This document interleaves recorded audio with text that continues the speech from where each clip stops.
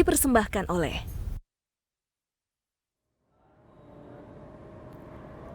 Halo pemirsa, saya Rati Aulia kembali menyapa Anda di program BUMN Menjawab.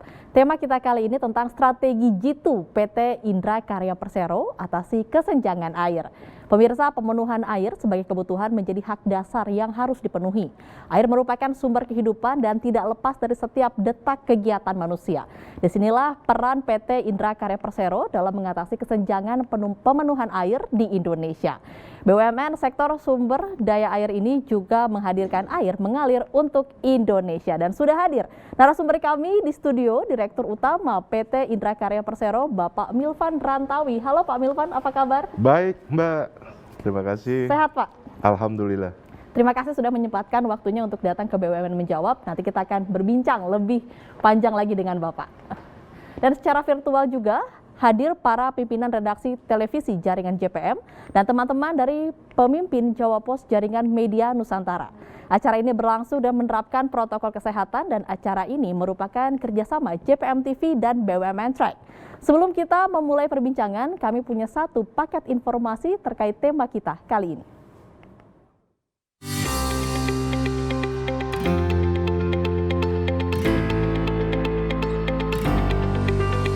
pemenuhan air sebagai kebutuhan menjadi hak dasar yang harus dipenuhi. Air merupakan sumber kehidupan dan tidak lepas dari setiap detak kegiatan manusia. PT Indra Karya Persero mengatasi kesenjangan pemenuhan air di Indonesia. BUMN sektor sumber daya alam ini juga menghadirkan air mengalir untuk Indonesia.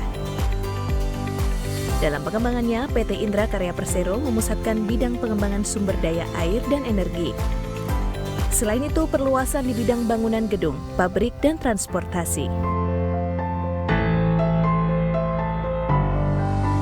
Anak perusahaan ini juga menatap pengembangan bisnis untuk 5 tahun ke depan, termasuk menjalankan usaha industrialisasi air minum kemasan dan industri penyedia air bersih, seperti sumber air sungai, waduk, air tanah, dan air laut.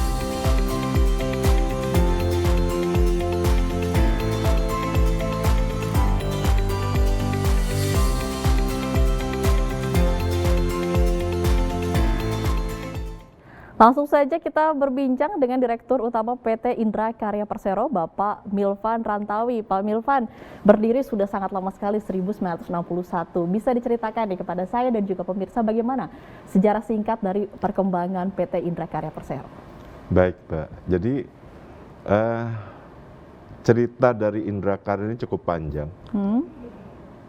Tahun 61 itu Indra Karya berupa perusahaan negara yang bergerak di bidang pemborongan. Nah, lantas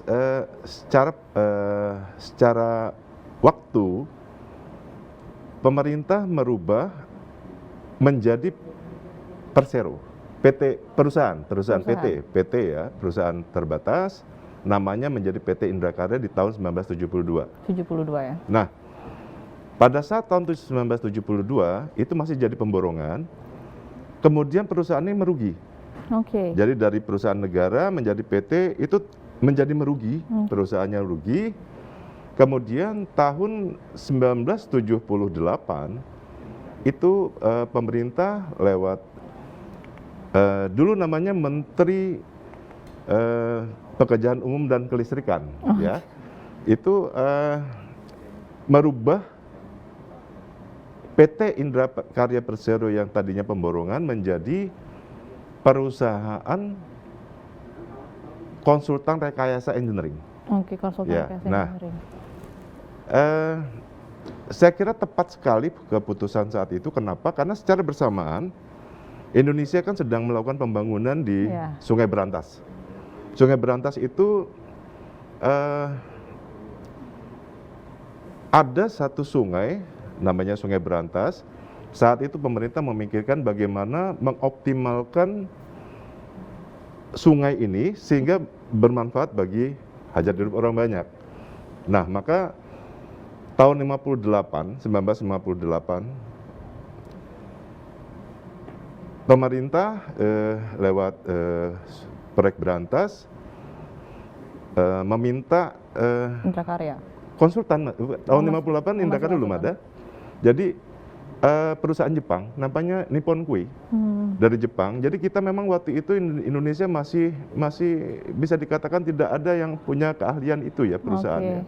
Nah, ada namanya Nippon Kui mulai melakukan survei dan investigasi dan kajian-kajian bagaimana memanfaatkan Sungai Berantas secara optimal.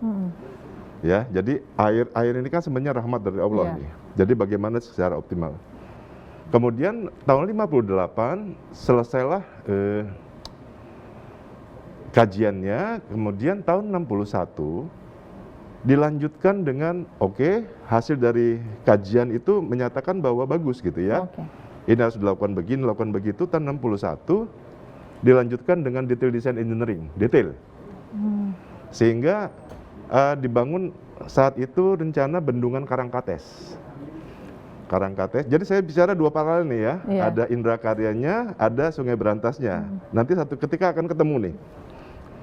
Tahun 61 mulai dibangun detail engineering design, kemudian Desember 1962 detail desainnya sudah selesai, maka dibangun. Dibangunlah namanya bendungan Karangkates. Waktu itu memang cukup lama ya pembangunan bendungan. Bendungan Karangkates itu baru selesai tahun 72. Artinya kita butuh 10 tahun untuk membangun bendungan. Dibandingkan sekarang kan Pak Menteri Basuki 3 tahun selesai. 4 tahun aja udah dimarahin itu. Dulu 10 tahun, 10 tahun bangun bendungan. Nah, pada saat peresmian tahun 1972 tadi, kan itu dilanjutkan dengan bendungan itu kan multipurpose dam. Jadi memang ada rencana bendungan itu akan memberikan output 2 kali 35 megawatt. Nah, pada saat Pak Presiden Soeharto datang melihat bahwa sayang nih kalau cuman segini tanggung gitu ya. Maka ditambahlah debitnya dari Sungai Lahor. Buatlah bendungan sehingga mulai tahun 1972 juga ditambah lagi satu bendungan Lahor namanya, sehingga nanti Karangkates yang tadinya rencana didesain 2 kali 35 megawatt menjadi 3 kali 35 megawatt. Nah, PLTA Karangkatesnya sendiri tahun 73 itu udah keluar tuh 2 kali 35 megawatt. Nah, lantas setelah Sungai Berantas itu kan itu ditangani secara swakelola oleh proyek Berantas. Dilanjutkan ada bendungan Solerejo dan sebagainya. Kemudian tahun ini tadi yang Berantas ya. Kemudian ini yang Indra Karya tadi 78 itu dia dijadikan konsultan engineering rekayasa. Sehingga pada saat tahun 81 ya, tahun 81 setelah Karangkates selesai, Solerejo selesai, Lahor selesai, pemerintah memikirkan bahwa Indonesia harus punya dan bisa sendiri ngerjakan. Harus mengelola sendiri. Harus bisa mendesain sendiri, melakukan sendiri, tidak lagi tergantung dengan negara lain. Berarti visi misinya ini apa Pak? Hadirnya Indra Karya di Indonesia ini? Jadi waktu itu Indra Karya inilah yang ditunjuk sebagai konsultan yang men-take over transfer knowledge dari perusahaan Jepang namanya Nippon Kui. Nippon itu ya. 81 beberapa dari proyek Berantas, orang-orangnya ada 25 orang masuk ke Indra Karya sebagai penyertaan negara, berikut ada lab segala macam. Mulai kita Indra Karya kan semakin pede nih, namanya perusahaan konsultan kan kuncinya kan di sumber daya manusia. Kita udah jago-jago, udah beberapa bendungan, udah beberapa PLTA. Maka tahun 82 Indra Karya ikut tender internasional, namanya PLTA Kesamben, PLTA Sengguru, ya. Nah, PLTA Sengguru itu kita menang, Indra Karya. Oke. Nah, dari sana tumbuh terus Indra Karya. Tahun 85 menang lagi Tanggari ada lagi. Jadi Indra Karya dari semenjak didirikan terus tumbuh dan memegang proyek-proyek besar begitu ya Pak ya? Dari awal. Baik. Kita akan membahas bagaimana PT Indra Karya Persero mengembangkan bisnisnya. Usai jeda di BUMN Menjawab. Didukung oleh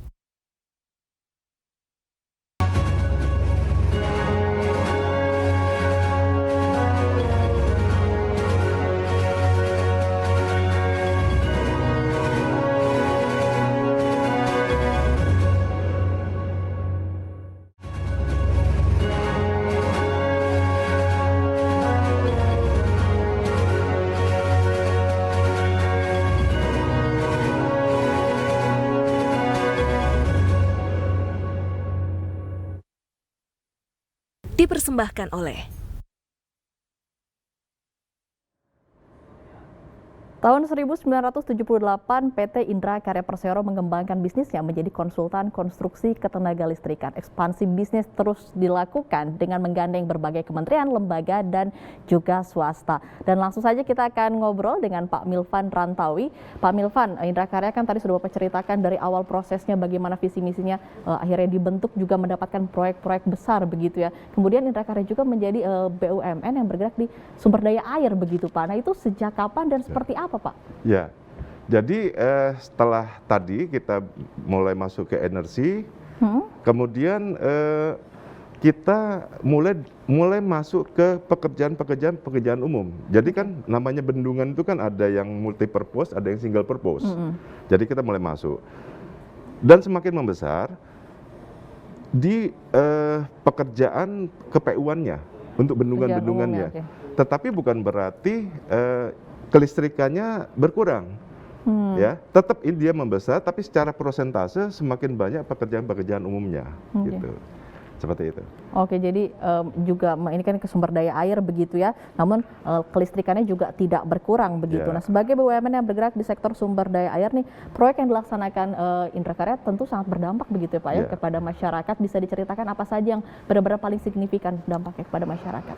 Ya, jadi Indra Karya itu dari sekian bendungan zaman era Pak Jokowi sekarang itu ada rencana 65 bendungan, kita terlibat di 65%, Mbak. 65% dari pekerjaan bendungan itu kita terlibat. 65%. Yang saya maksud 65% itu dari 65 itu ada yang kita pekerjaan detail desainnya, tetapi ada juga yang detail desain dan supervisinya, ada juga yang studi kelayakannya, ada juga yang kajiannya. Nah, kita terlibat 65% dari 65 bendungan, jadi sekitar 38 bendungan.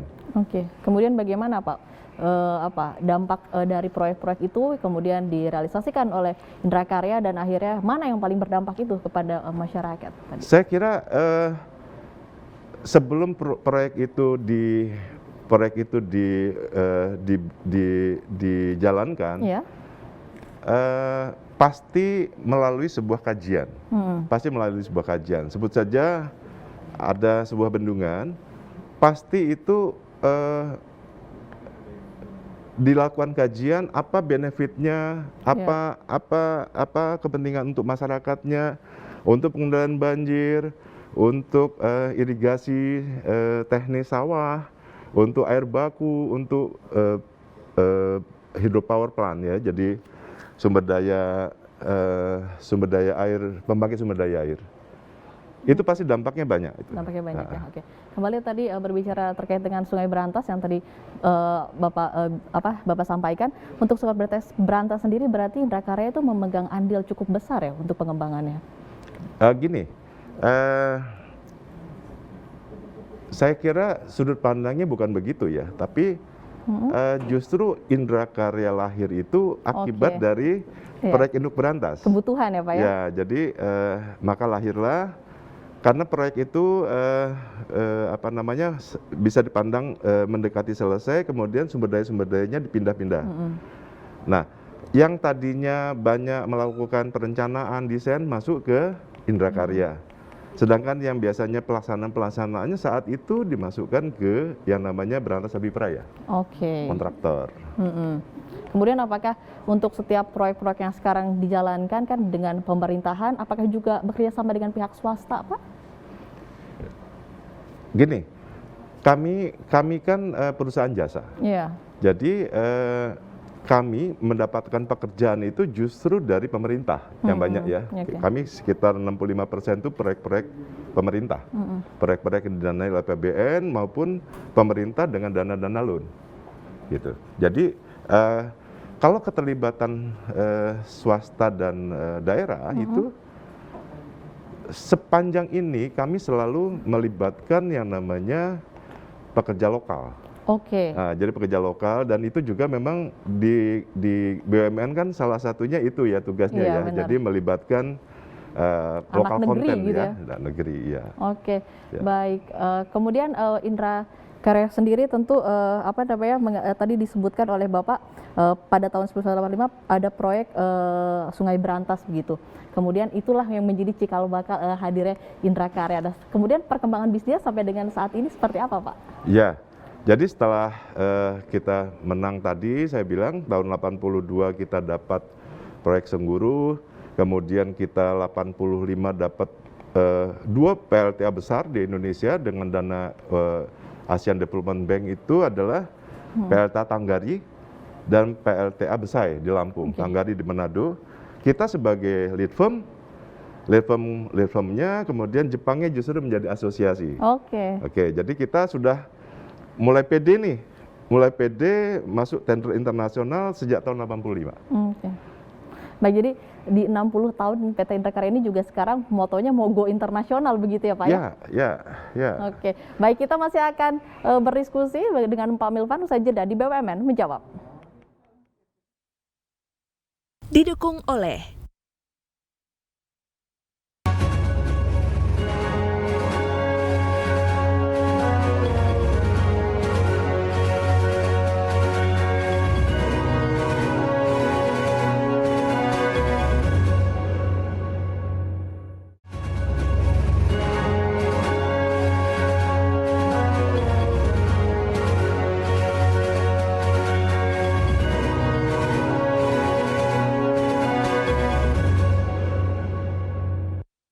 dipersembahkan oleh PT Indra Karya Persero hadir untuk memenuhi kebutuhan air bersih bagi masyarakat, menjaga potensi air dan memberikan jaminan sumber daya air berkelanjutan. Di antaranya menyediakan sarana dan prasarana air bersih melalui Smart Water System. Kita langsung saja tanya, Pak Milvan, sebenarnya apa sih Smart Water System itu? Jadi Smart Water System ini sebenarnya sistem yang sudah umum ya, sudah umum. Tetapi kami Indra Karya melalui riset and development dan pengalaman kami yang cukup panjang di bidang air, kami melihat bahwa namanya air itu kalau di Indra Karya kita pecah menjadi 3, bukan kita pecah, kita bagi menjadi 3, hulu, tengah, dan hilir. Nah, di hulu kita Indra Karya banyak bergerak di bidang engineeringnya, jadi studi kelayakan, detail desain, MK-nya, OP-nya dan sebagainya. Kemudian di bagian tengah ini adalah pemanfaatan airnya. Jadi di bagian tengah inilah kita tangani melalui developer bahasanya. Apa yang kita lakukan? Yang kita lakukan adalah kita melihat bahwa ada backlog untuk kebutuhan air bersih Indonesia. Backlognya kita masih sampai dengan sekarang itu sekitar 28%-an ya. Kemarin ada RPJM sampai tahun 2020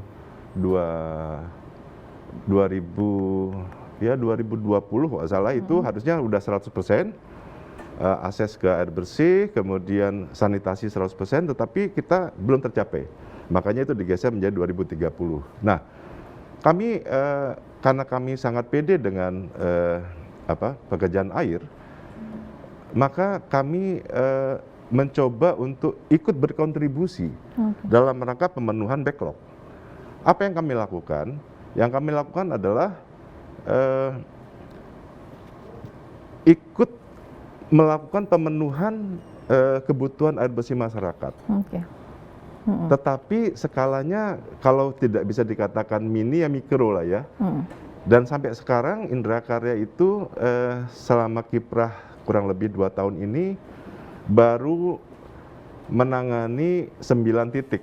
9 titik secara total jumlah kepala keluarga itu sekitar 20 ribuan orang terbagi di beberapa titik. Nah, apa smart water yang kami lakukan? Smart water ini adalah memanfaatkan air setempat yang ada. Air setempat yang ada, kemudian diolah begitu Pak? Ya, kita olah. Jadi kalau misalnya kita lihat nanti satu daerah itu dia hanya punya air sungai, ya kita akan olah menjadi air bersih. Kemudian kalau dia tidak ada sungai, tidak ada sumur, ada beberapa titik di Indonesia ini yang kita bor pun tidak akan ketemu. Karena ketemu batuan beku kan, dia tidak akan ketemu, dia hanya air permukaan. Kita pakai air laut. Air laut kita akan buat menjadi air bersih.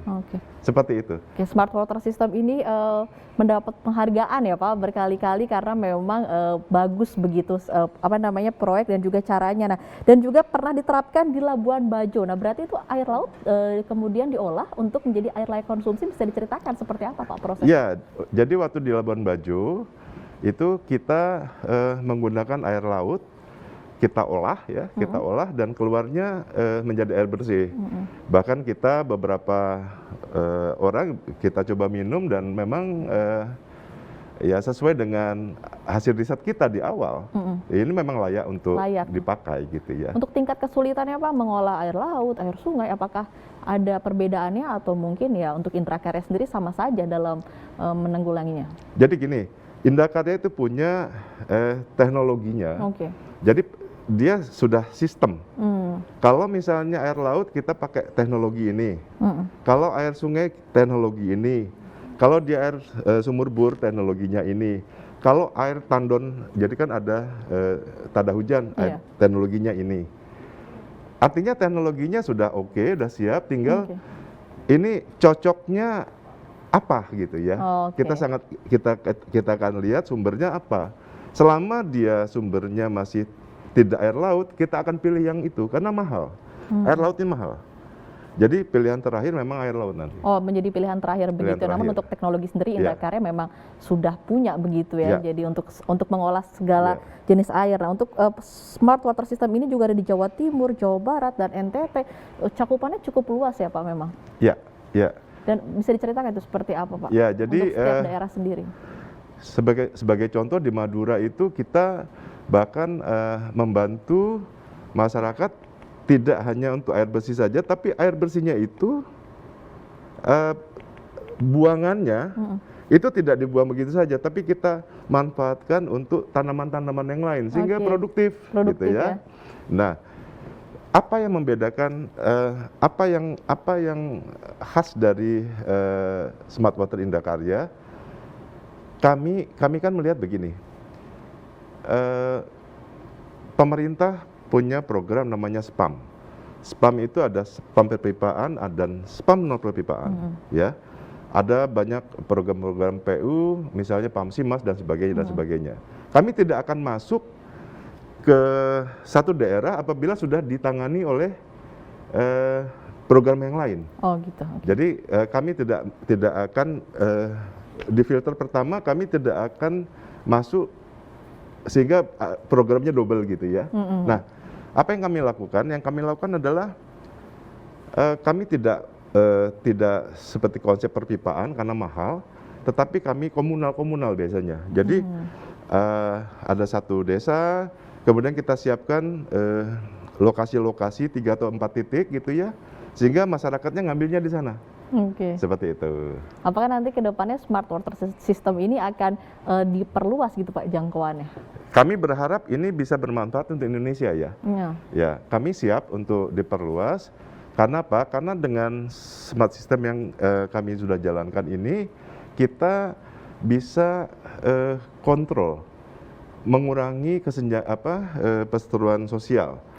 Gini maksudnya gini. Pada satu tempat yang kekurangan air itu menjadi emas. Iya, benar ya sekali, menjadi Pak. penting sekali. Nah, kebutuhan air kan sudah jelas tuh.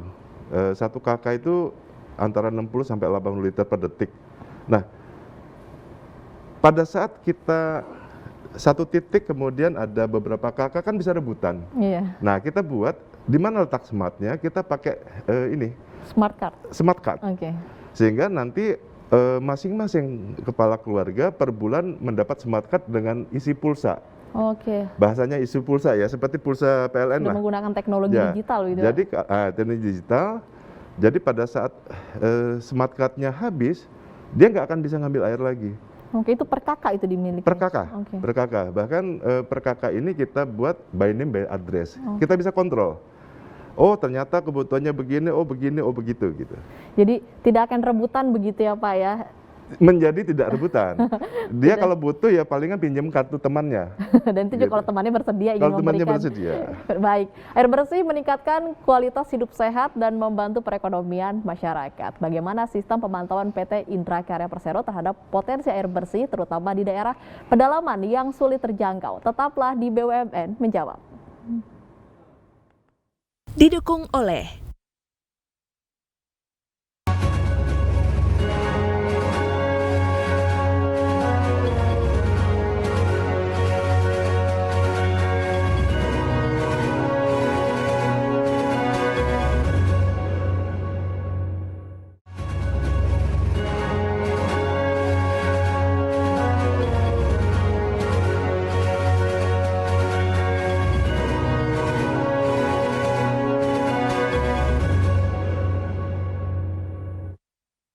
dipersembahkan oleh Terima kasih Anda masih bersama kami di program BUMN Menjawab. Tema kita soal strategi jitu PT Indra Karya Persero atasi kesenjangan air. Dan kita masih bersama Pak Milvan, Rantawi Pak Milvan. Bagaimana cara atau strategi dari Indra Karya sendiri untuk memenuhi kebutuhan air masyarakat khususnya di daerah pedalaman, Pak? Iya, baik Pak Ratih. Jadi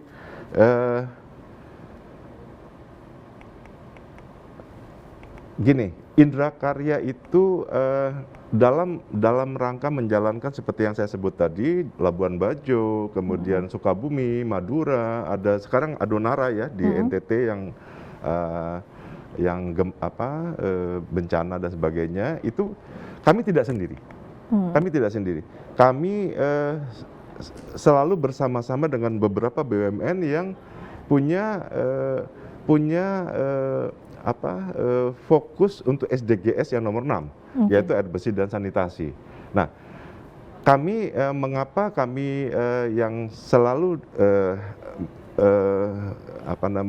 mengkoordinir, karena kami yang punya teknologi, kami punya pengetahuan tentang itu dan kami punya produknya, gitu ya.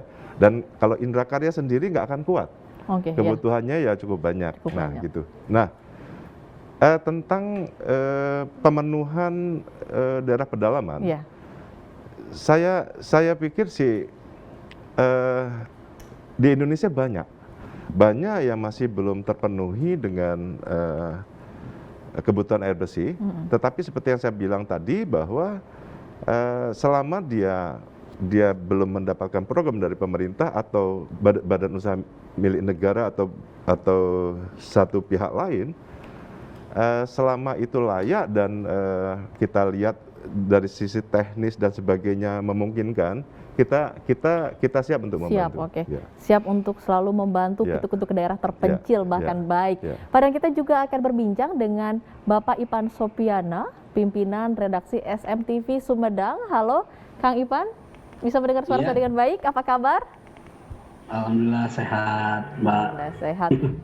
Kang Ipan, bagaimana nih dengan pemenuhan kebutuhan air bersih di daerah Kang Ipan sendiri? Karena sekarang di sini sedang bersama saya ada Bapak dari Direktur Utama PT Indra Karya Persero. Dan jika Kang Ipan mau bertanya juga silahkan.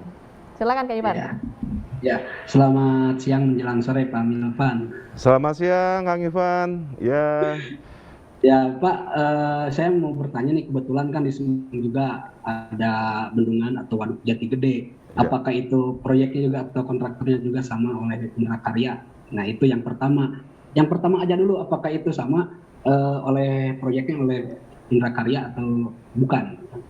Bagaimana Pak? Iya Kang Ivan, Jati Gede itu satu bendungan yang serinya paling lengkap Indrakarya kerjakan. Oke. Ya, jadi dari kajian awal tahun 60-an kalau nggak salah ya, tahun 70-an apa ya, itu bolak-balik, bahkan sudah sempat tahun 80-an itu dibebaskan, orangnya balik lagi dan sebagainya sampai sekarang. Dan sekarang ini Indrakarya sedang melakukan kan kalau proyek itu, bendungan itu udah jadi, kemudian untuk operasi dan pemeliharaannya itu harus disertifikasi. Kita sedang melakukan itu, menyiapkan untuk sertifikasi dari operasi dan pemeliharaan. Iya Pak, Kang Ivan. Jawabannya iya Kang Ivan. Pertanyaan selanjutnya. Selain itu juga, selain untuk PLTA, pembangkit tenaga listriknya juga, apakah air bersihnya juga dimanfaatkan juga itu oleh Indrakarya? Kan barusan sekaligus maintenance atau perawatannya juga, apakah sama oleh Indrakarya, Pak? Iya Kang Ivan, jadi Indrakarya hanya sebagai konsultan di sana, dan kita memang menyiapkan segala sesuatunya untuk operasi dan pemeliharaan. Tetapi untuk operasi dan pemeliharaan itu nanti akan di bawah PU.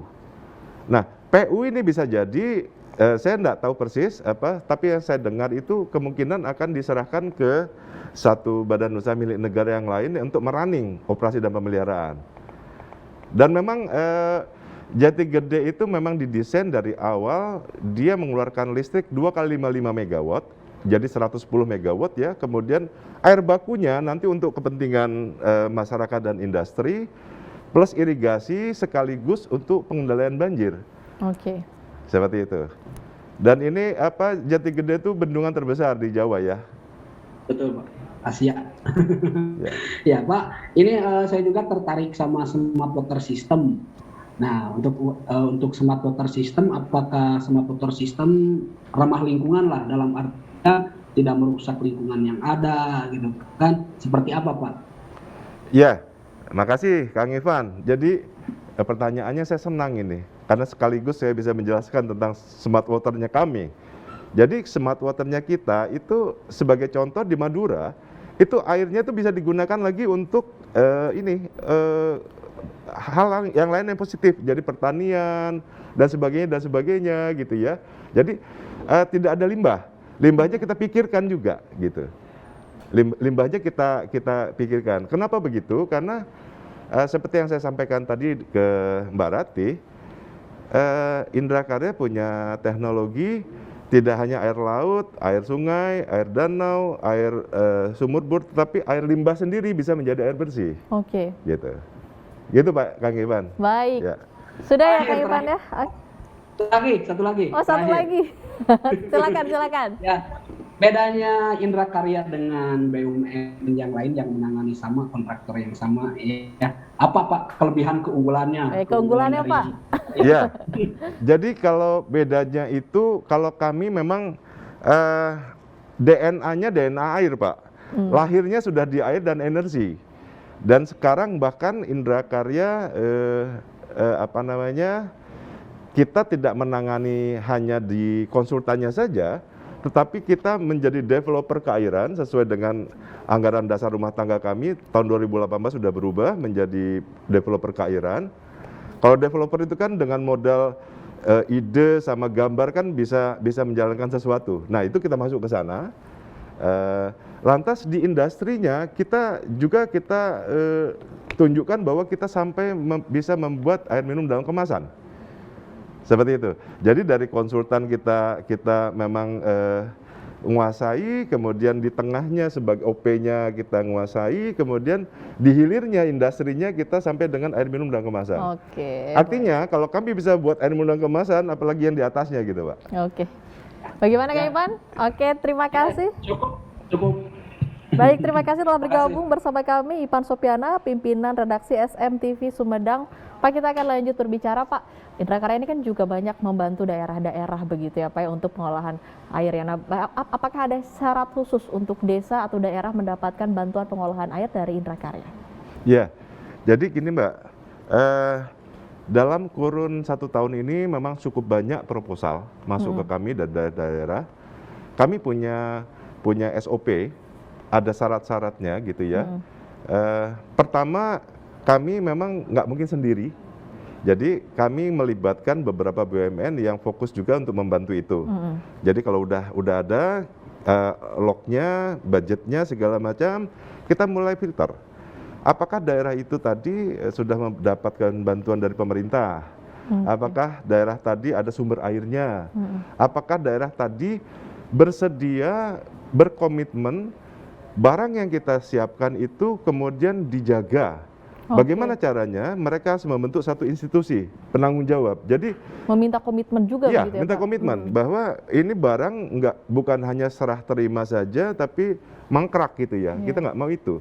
Kita pengen ini berkelanjutan, sehingga mereka juga harus buat satu badan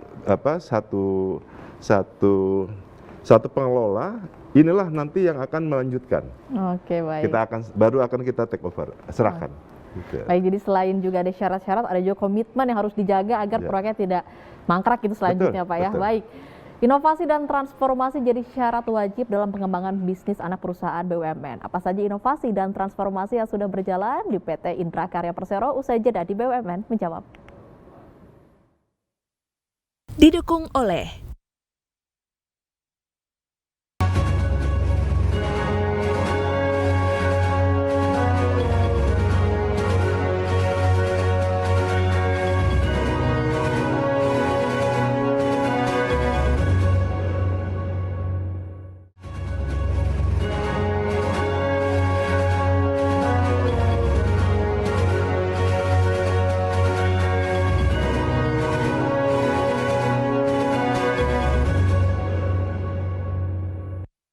dipersembahkan oleh Terima kasih Anda masih bersama kami di BUMN Menjawab, masih bersama narasumber kami, Direktur Utama PT Indra Karya Persero, Bapak Milvan Rantawi. Pak Milvan, sebagai perusahaan pasti Indra Karya terus berkembang dan juga melakukan inovasi.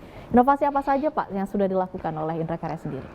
Ya, jadi kami sebagai perusahaan BUMN, Mbak, memang sekarang ini kita berada di bawah klaster Dana Reksa. Nanti jadinya holding kan, Dana Reksa. Nah, sesuai dengan rencana jangka panjang kami, itu memang kita selalu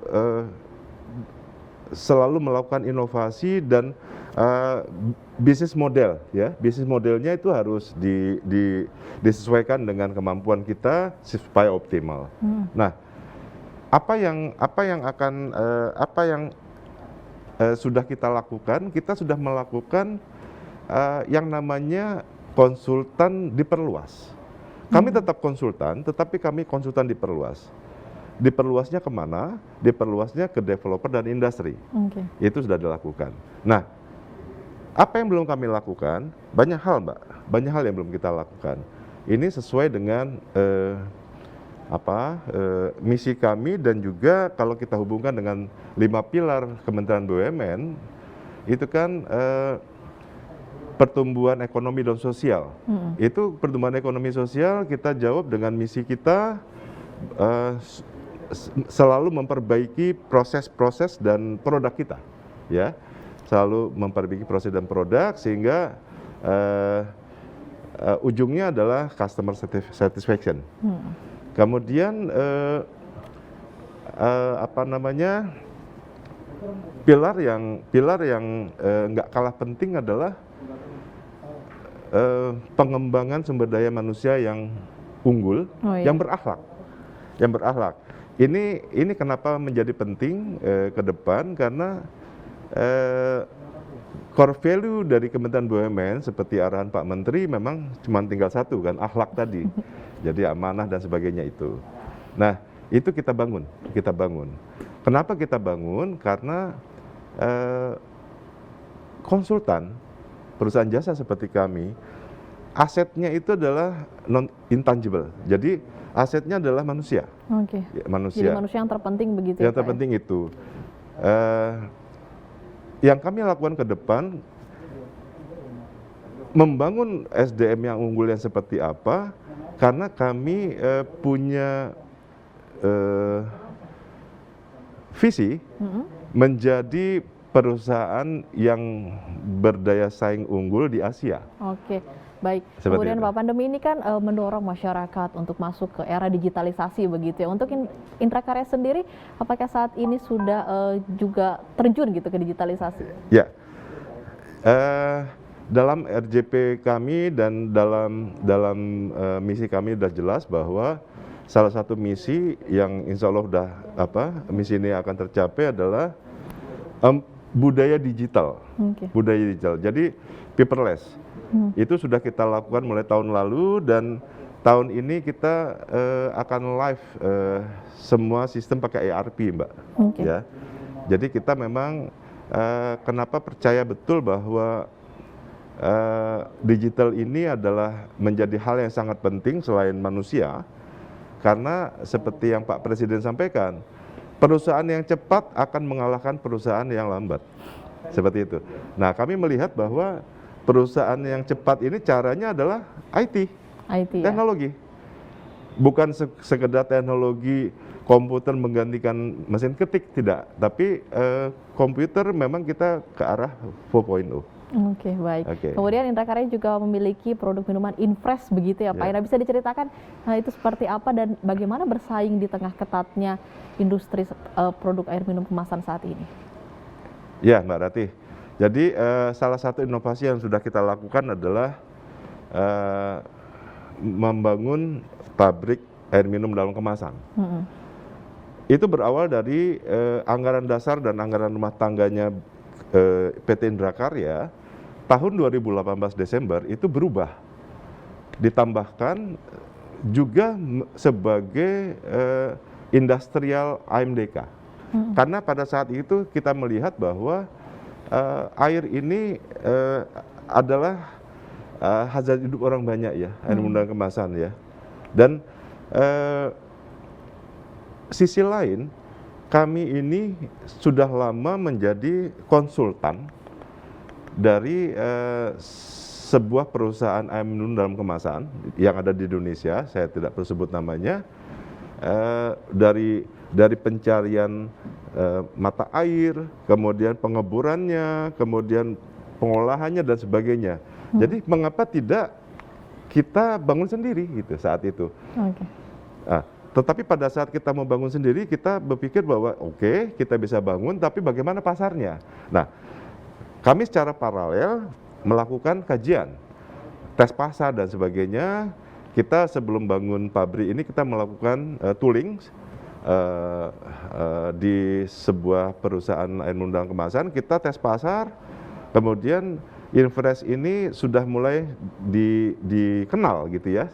Pada saat kita mulai tumbuh, baru kita membangun pabrik ini. Tetapi kemarin memang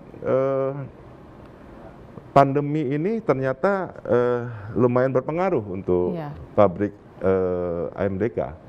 Lumayan berpengaruh, beda dengan engineering. Engineering ini kita tidak terlalu berpengaruh. Pandemi memang berpengaruh ke banyak sektor begitu ya. Kita juga akan membahas bagaimana pandemi ini berpengaruh atau tidak kepada PT Indrakarya usai jeda di BUMN Menjawab. Didukung oleh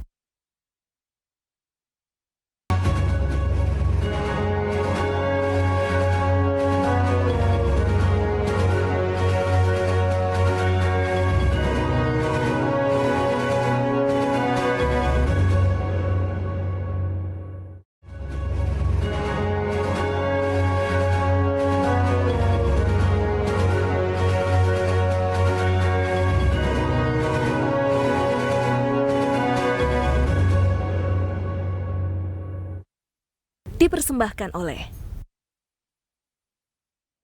Ya pemirsa, kita memasuki segmen terakhir di program BUMN Menjawab. Pak Milvan, sebelum berbicara pandemi, Infresh ini juga sempat begitu ya memberikan bantuan ke rumah sakit Wisma Atlet begitu, rumah sakit darurat COVID. Nah, bantuannya seperti apa, Pak? Oh iya, Mbak Ratih.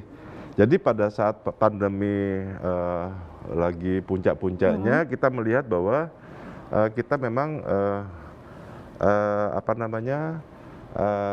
perlu urun bantu ya, urun bantu. Bahkan kita tidak hanya kita ngajak teman-teman yang lain. Kita kan sesama BUMN itu kan berteman ya. Jadi selama itu untuk rakyat, untuk masyarakat, apalagi yang sedang kesusahan, kenapa tidak gitu. Justru teman-teman juga ikut gitu ya. Makanya kita bantu beberapa kali. Dan bukan hanya di atlet tapi di beberapa tempat. Tidak hanya di Wisma Atlet tapi di beberapa tempat juga digalakan. Nah, berbicara tentang pandemi, sebenarnya pandemi ini berpengaruh tidak sih Pak untuk PT Indra Karya Persero sendiri? Karena kan pengaruh atau dampak itu tidak selamanya negatif gitu, mungkin saja positif. Bagaimana dengan PT Indra Karya sendiri? Ya, jadi gini Mbak, kalau kami Indra Karya punya 3 pilar. Pilar pertama adalah engineering, pilar kedua adalah developer, pilar ketiga adalah industri. Untuk pilar engineering, kami alhamdulillah tidak terlalu terganggu. Tidak terlalu terganggu. Tetapi ada beberapa justru pekerjaan-pekerjaan yang harusnya bisa kita kerjakan, sudah terkontrak tapi batal dan sebagainya. Tapi secara keseluruhan omset kita tidak terganggu, laba kita juga tidak terlalu terganggu gitu ya. Kenapa? Karena memang Indra Karya banyak bergerak di bidang-bidang proyek-proyek strategis nasional. Nah, di masa pandemi kan justru proyek strategis nasional tidak ada satupun yang diberhentikan. Jadi kita alhamdulillah tidak terlalu terganggu. Nah, bagaimana dengan developer? Developer ini rada terganggu. Tetapi yang paling terganggu ini adalah yang industri. Industri justru yang terganggu. Kenapa? Karena dengan adanya WFH sehingga pasar kita kan segmennya itu banyak perkantoran. Nah, itu jadi agak turun. Berarti bisa disimpulkan terdampak tapi tidak terlalu begitu ya Pak ya, karena secara keseluruhan. Terakhir Pak, untuk kedepannya apa harapan Bapak dalam mengembangkan bisnis sendiri untuk PT Indra Karya sendiri, untuk terlebih lagi untuk air di Indonesia? Ya, jadi seperti yang Pak Menteri sampaikan kan ini memang kita untuk air bersih ini kan memang harus BUMN ini kan ikut bantu gitu ya. Karena kalau pemerintah sendiri mungkin agak berat, apalagi kalau bicara Indonesia ini kan ada yang seperti Mbak Rati bilang daerah terpencil yang tidak bisa dimasuki dengan pipa-pipa spam ya, spam perpipaan. Jadi memang kami memang karena core bisnisnya kami di konsultan dan keairan, kami siap untuk bekerja sama dengan siapapun. Jadi harapannya siap untuk bekerja sama dengan siapapun untuk membangun Indonesia seperti itu. Pak, baik, terima kasih. Demikian kebersamaan kita di program BUMN Menjawab. Terima kasih untuk Direktur Utama PT Indra Karya Persero, Bapak Milvan Rantawi yang sudah hadir di studio JPM TV. Terima kasih Bapak untuk perbincangannya. Semoga sehat selalu. Salam sehat. Salam sehat, baik. Dan terima kasih juga untuk para pimpinan redaksi TV Jaringan JPM yang sudah bergabung bersama kami serta teman-teman dari Jawa Pos Jaringan Media Nusantara. Terima kasih sudah menyaksikan BUMN Menjawab. Acara ini dipersembahkan oleh JPM TV dan BUMN Track. Saya Rati Aulia undur diri. Terima kasih dan sampai jumpa.